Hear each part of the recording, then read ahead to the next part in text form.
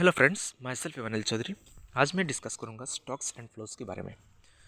जितना सारा economic activities हो रहा है, यानी फिर जितना सारा इकोनॉमिक वेरिएबल्स है, इन सारी इकोनॉमिक एक्टिविटीज़ या फिर इन सारी इकोनॉमिक वेरिएबल्स को अगर कैलकुलेट करने के लिए या फिर मेजर्स करने के लिए कितना टाइम का ज़रूरत हो रहा है, तो on the basis of time required to measure the economic variables we may categorise all economic variables into two category. किसी किसी को हम स्टॉक्स कहते हैं, किसी किसी को हम फ्लोज कहते हैं।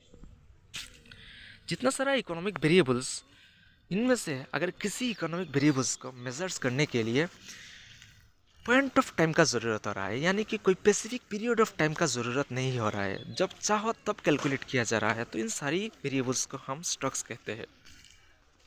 जैसे कि wealth, capital, money supply, national depth, amount of money kept in your bank, all are the examples of stock variables. अगर किसी किसी इकोनॉमिक वेरिएबल्स जिसको मेजर्स करने के लिए पीरियड ऑफ टाइम का ज़रूरत हो रहा है, यानी कि जब चाहो तब तुम मेज़र नहीं कर पाओगे, तो इन सारी वेरिएबल्स को फ्लोज वेरिएबल्स कहा जाता है। जैसे कि examples income, expenditure, investment, exports and imports. अगर रियल लाइफ एग्जांपल